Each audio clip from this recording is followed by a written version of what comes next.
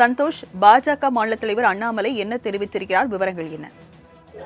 வணக்கம் ராஜலட்சுமி. தமிழகத்தில் தொடர்ச்சியாக வன்கொடுமை என்பது தொடர்ச்சியாக நடைபெற்று வருகிறது.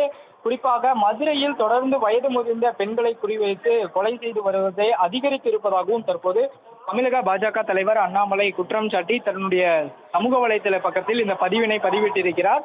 கடந்த ஒரு வாரத்தில் மட்டுமே 3 வயதான தாய்மார்கள் கொலை செய்யப்பட்டிருக்கக்கூடிய நிலையில் இன்றும் 70 வயதான முத்துலட்சுமி என்பவர் கொலை செய்திருப்பது தமிழகத்தில் பொதுமக்கள் பாதுகாப்பு குறித்து பலத்த கேள்வியை எழுப்புகிறது என்றும், கொலை கொள்ளை என்ற செய்தி வராத நாளே இல்லை என்ற அளவுக்கு தமிழகம் முழுவதுமே சட்டம் ஒழுங்கு சந்தி சிரித்துக் கொண்டிருப்பதாகவும் பதிவிட்டிருக்கிறார்.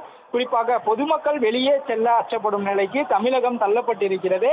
ஆனால் தமிழக காவல்துறையினர் எதிர்க்கட்சிகளை பழிவாங்க மட்டுமே பயன்படுத்தி கொண்டிருக்கின்றனர் என்றும் முதலமைச்சர் மு.க.ஸ்டாலின் அவர்களை நேரடியாக இந்த குற்றம் என்பதனை தெரிவித்திருக்கிறார்.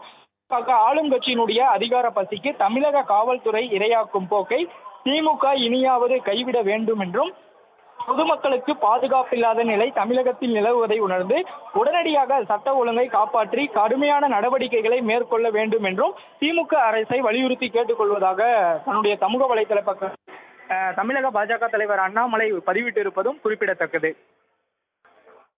விவரங்களுக்கு நன்றி சந்தோஷ்.